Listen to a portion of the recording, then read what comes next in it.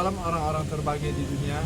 Hari ini saya berada di Kabupaten Semarang, yaitu tepatnya di Ungaran.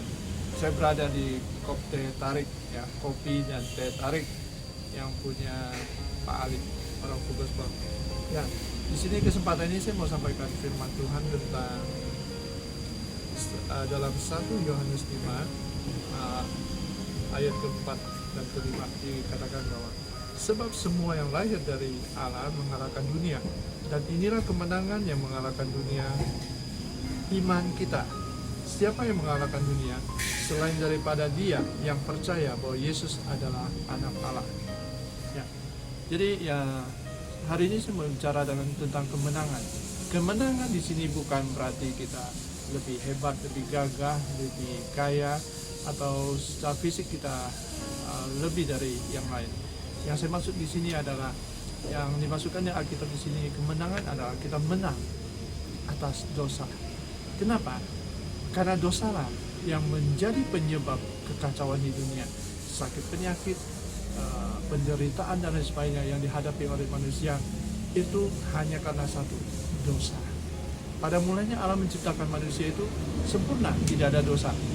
Karena pemberontakan manusia pertama kali di Taman Eden, ya, itu terjadilah dosa itu masuk ke manusia. Sejak itulah kekacauan dan kesulitan hidup terjadi.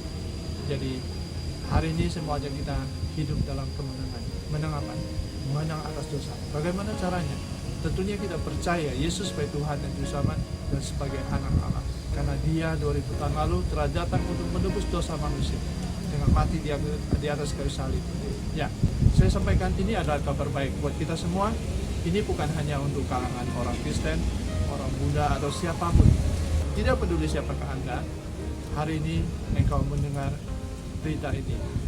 Mari saya ajak percaya dan terima Yesus sebagai Tuhan dan Juru Selamat dan sebagai anak Allah.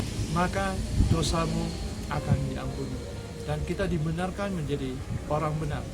Itulah dasar untuk kita bisa hidup menang atas dunia ini, di mana orang yang percaya pada Tuhan tidak akan melakukan dosa. Kita sudah menerima tebusan itu, kita bertahankan hidup kita, kita tinggalkan masa lalu kita, cara-cara hidup kita yang lama, dengan memperbarui pikiran, akal budi kita dengan membaca Alkitab, firman-Nya, ya, yang ada dalam Alkitab, supaya hidup kita berkemenangan.